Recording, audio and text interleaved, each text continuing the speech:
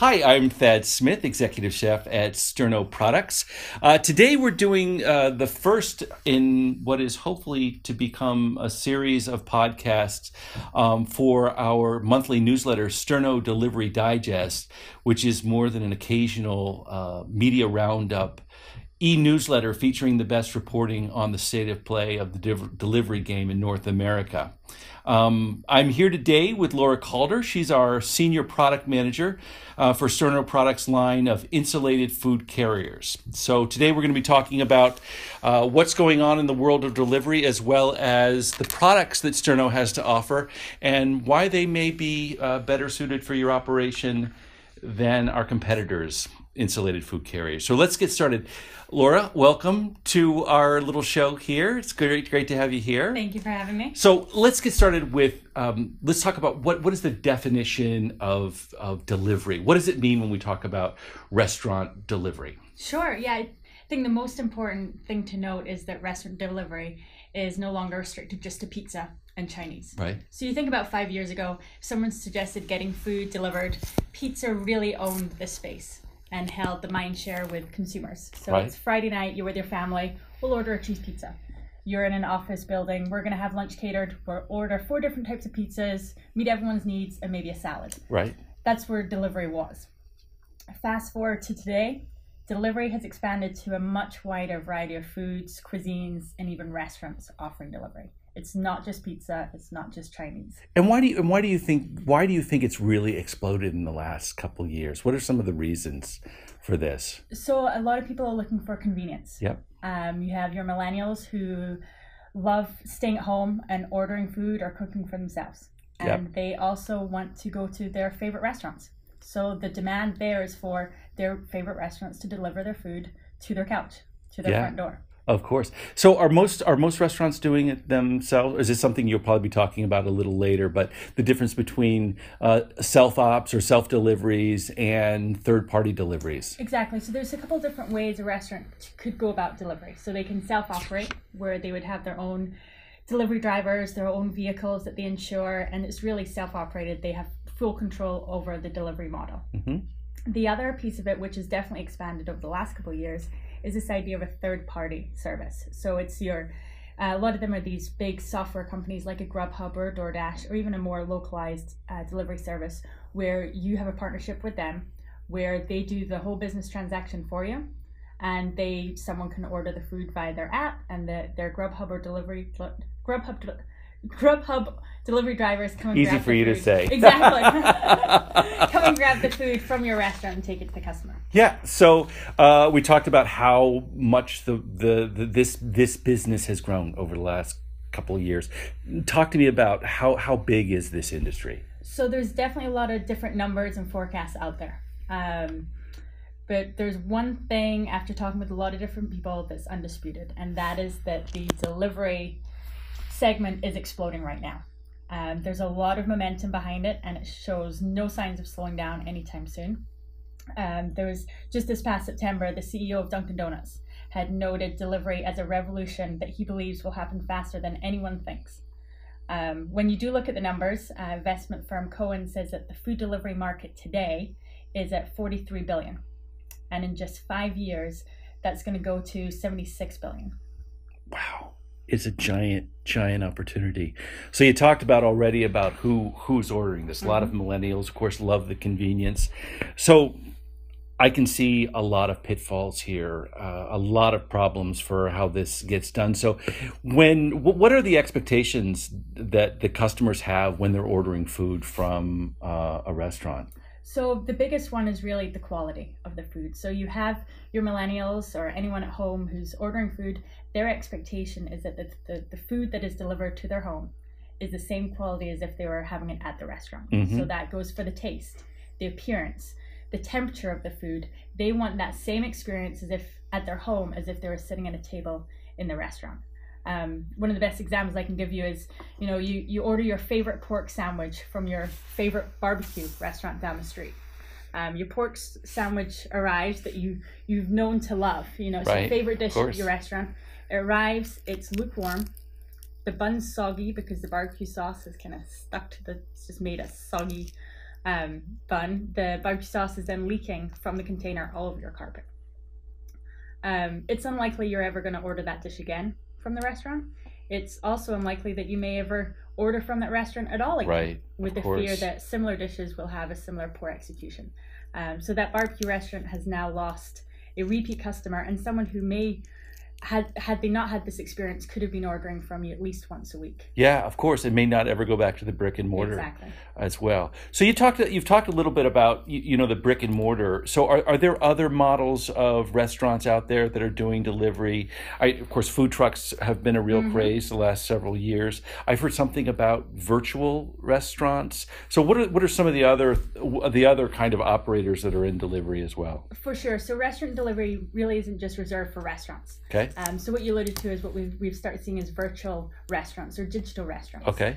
And these are places that are created for the sole purpose of delivery. Okay. So they have no servers, they have no cashiers, there's no front door that you can walk in and sit down at a table. It's a kitchen that creates many different foods and cuisines, and that's just shipped out for delivery. Right. Just based on orders.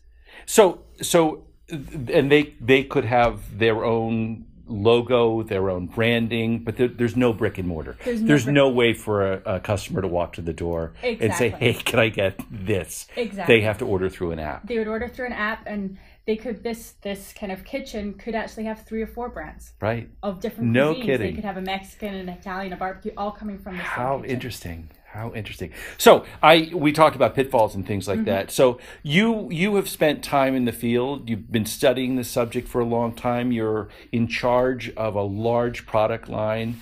Tell us a little bit about some of the things you learned. So the right way to deliver. So that's really the million-dollar question that a lot of restaurants and caterers are dealing with today. How do I deliver the correct way? How do I take advantage of this huge opportunity that is out there? And through our research, we've kind of come up with 5 things to think about when you're getting into delivery. So I can touch upon those quickly. The first is look at your menu. So as many restaurants and customers are aware that some foods just don't travel well. They get cold easily. They get soggy, like the bun I talked about. When they arrive, they just end up looking unappetizing. Again, restaurants need to look at fried foods. They don't travel well. They should stay off their delivery menu. They can consider adjusting kind of their core items. If they typically do bacon and eggs in their restaurant, look at doing a burrito instead for delivery. Nice. The eggs stay warmer that way. If you often have French fries as a side, look at substituting that to rice. So when you're creating your menu for delivery, it doesn't mean that you need to go away from your core. Look at your core and then look at ways to substitute so that you can really develop a delivery menu that makes sense. So a delivery menu might be much more concentrated, a distilled version of the brick and mortar. But of course, for the virtual restaurants or digital restaurants you've been talking about, they are serving only what travels well. Most likely, hopefully, that's what they're doing. Yes, the good ones. Yes. Keep going. You have something about packaging? Yes, next one is presentation, so specifically packaging.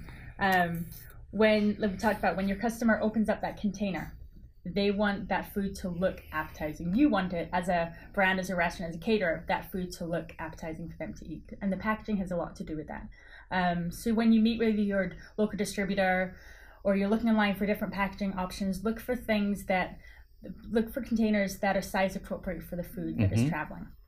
You want to look for containers that are leak proof, and they can also minimize the amount of heat that is going to escape from that container. Obviously, you want to keep the heat close to the food. You can also look at adding logos. So if you are currently using brown paper bags to transport some of your items, look at adding a logo to that. Again, you can put your brand footprint on your delivery program. Right. It's interesting that you say that, because I have ordered from restaurants in my neighborhood, and the packaging has been my reason for reordering. Of course, the food was very good, but it was so well packaged, and attractively packaged as well, Right, yeah. that I could reuse the containers myself. But they also had a logo on them. It just looked really sharp. It wasn't like I'm going to throw everything into a styrofoam container and send it out because that's the cheapest way to do it. They had taken great care in the way they had, and they have my business to this day. And I think you make a great point. The restaurants that take delivery seriously, that make it a priority, these are the restaurants that you're going to see grow. Right. And that really make a name for themselves as a place to get delivery from, and that you go back to time and time again. Right. A destination, except the destination is at the customer's house. Talk to me a little bit about third parties. What is this all about? So third parties have made it easier than ever for a restaurant or a caterer to get into delivery. So before, like I talked about 5 years ago, you would have the burden of creating a delivery program by self-operating. So there was additional costs with that. You have to hire the drivers. There's labor there. You have to get vehicles, insurance. You have a lot more control over your program, but there is a lot of added costs. With the emergence of third-party delivery services, they take that onus away from you, and they take that. So you partner with a third-party delivery. They have technology and apps now. So from a customer level, it's a lot easier for your customer to order food. And this is really where the growth of delivery has come from, is through these third parties and making it easier than ever for the restaurants and caterers to get into the delivery. And then also from the customer side, make it easier for them to get food brought to them. Do you have any knowledge on what it costs an operator to partner with a third-party delivery company? It can depend by company. So whether you go with a Grubhub. But there is a cost associated with it, above and beyond any delivery fee. Correct. That is part of it, of Yep. course. So they get a percentage of the sales. Percentage of plus. the sales that goes, yeah. Let's talk about staff. What are we doing there? Again, with delivery, it's important to train your staff.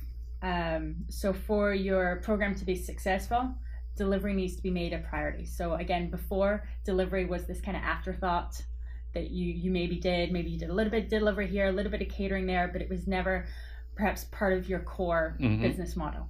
For it to be successful, it needs to be made a priority. You need to make a priority from the top down and make sure your entire team is on board and understands the importance of it. So they need to know how to process and respond to orders. They need to know how to determine how delivery orders, especially big catered orders, how that flows with your kitchen, with your in-store dining. So how do you prioritize orders coming in versus people who are eating in your restaurant? Right. And then establishing an area in your restaurant where delivery orders can be picked up. You want to make delivery a seamless program, both for your staff in the restaurant, and then also if you're working with a third party for them picking up the orders, you want to make it as easy for them as possible, because you want that food to get from your restaurant to the customer as quickly as possible. Of course. Yeah, I've been in places where you see delivery guys coming in, just kind of hanging out, waiting for the food to come out.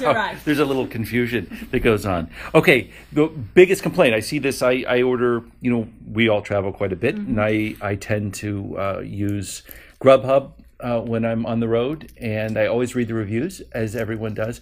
And the number one complaint I see is the food is just not hot enough. I got the wrong thing. The driver was late. Yeah. But the number one thing is always the food is too cold. Talk to me about temperature control. Yes, so temperature control, food transportation is a huge part of delivery right now. And this is really where Sterno Delivery and Sterno Products saw the opportunity. So it could be 20 minutes or more that it takes for your food from the kitchen to reaching the customer. And in that space, you need to make sure you're maintaining the heat, making sure that food is at the safe serving temperature for the customer. How are you going to do that is the biggest question. What you need is an insulated carrier to help maintain that temperature of the food. As well as great packaging, and you already talked about that. Yes, we talked about the packaging, but then on the exterior, you need a carrier to make sure you're maintaining the temperature inside the carrier and then protecting the food from the temperature outside. So I see where this is going. We're going to start talking about insulated food carriers. Look at that. Now, which is perfect because Sterno has been in business for more than a century. They're known for portable warming. Certainly is probably the number one thing they're known for besides their long line of ambiance products, and catering and butane products as well. But we're in the insulated food carrier business now. Why? What is the reason to get into this line? So, like you said, Sterno has been trusted by food service professionals for over 100 years for keeping food at the ideal and safe serving temperature. Getting into delivery for us was just a natural extension of that. We want to make sure that food that's being delivered is kept at that ideal and safe serving temperature. Super. So we have a line of insulated food carriers. What sets these apart from our competitors? What makes them better than some of the other bags that are out there? And why should operators be using them for their delivery programs? Yeah, so there's several things that really make Sterno delivery insulated food carriers outlast other bags in the market and really make them a great value to the customer. The first thing is our seamless liner. So the Sterno seamless liner is antimicrobial. It's seamless, which means there's no holes that typically liquids, spills, dressings would seep through and get into the insulation foam. When we're out at restaurants, we hear about restaurants tossing away bags because of the smell, the odor of them. They're often doing this every 4 months. They just have to get rid of them, the smell. And what that is that bacteria mold has really seeped into the insulation foam and is causing this odor. Our seamless liner, because of its design, will not allow this to happen. The other thing we hear a lot is many bags on the market today just don't stand up to the heavy use and abuse that these bags are put under in the delivery industry. So when the biggest complaint is the bags start falling apart. So you start seeing rips, tears, the zippers start breaking, there's tears in the liner. All this is only after 3 or 4 months of use. Right. So again, they're getting thrown out. Operators are having to purchase a whole new slew of bags to give it to their delivery drivers. You make a great point. I recall not too long ago we had a company function where it was catered by a chain with very good food, and they rolled in with the junkiest bags that they were torn and they were ripped, and they didn't represent the brand very well. So you make a great point about bags that are damaged. So did you say there was some kind of warranty on the liner? So on our liner, we do have a 5-year warranty on the liner. All of our IFCs are really built to last. Like I said, the liner has a 5-year warranty and is super tough. It has a high tensile strength material, vinyl material. It's extremely hard to tear. So if you imagine you're bringing food pans in and out, the food pans aren't going to cause tearing in the liner, especially if you're a caterer. The exterior of our carriers are all made from premium fabrics. There's reinforced stitching in the high abuse areas. Again, you're not going to see tears on the sides. The zippers are more premium, so you're not going to get breakage there either. Terrific. And where are these manufactured? So these are all assembled in the USA. Ah, great. Terrific. Talk to me about did you talk about the insulation in the bag? What separates that from the competitors? Sure. So all of our IFCs have a multi-layered dense foam insulation. So what this does, it helps maintain the temperature inside the carrier and protects it from temperature outside the carrier. So if you imagine you're a delivery driver in Chicago, it's the middle of winter and it's single digits. Because of our insulation is 2 times thicker than competitor bags out there, our IFCs are going to keep your hot food hotter for longer and your cold food colder for longer, even if you're trekking through the streets of Chicago in the middle of winter. Great. Where can a customer get these insulated food carriers? So our IFCs are available through local food service distributors. We also offer them on some online channels. What's great is if you're a restaurant or a caterer that's just starting to get into delivery, or you're looking to improve your program, we stock a number of bags, or IFCs, that you're able to order and get delivered to you within 24 hours. Great. A great overview of the opportunity out there as far as delivery goes, from both ordering through an app or for a drop-off catering event. Really great information on the insulated food carriers, their features and their benefits. Any last thoughts? Yeah, I think we've heard from a lot of restaurants, caterers, that at first delivery can seem overwhelming if you're not in it. There's, you're hit with concerns like, well, is my brand at risk? I'm losing some control over my brand by going outside, off premise. Will this add cost to my business? Can my staff handle the extra volume? All of these concerns are valid. They're absolutely valid, but I think it's important to note that there's solutions out there today to address them. The delivery, like I talked about, delivery has come a long way in the past 5 years, and there's solutions out there to help you with some of your concerns. Restaurants and caterers who make delivery a priority are going to see successes as far as growth, increased revenue, and can really make this a revenue generating stream for their business. Yeah, and terrific for the brand as well. You know, it really can help an independent really grow their reach and people's understanding and appreciation of their brand. Absolutely. So, it opens up a whole new consumer base for them. Sure. With delivery. Well, thank you so much for chatting with us on our first podcast. And I am Thad Smith, the executive chef at Sterno. I've been with Laura Calder, our senior product manager for our line of insulated food carriers, as well as other things as well. Thanks for joining us today. Thank you.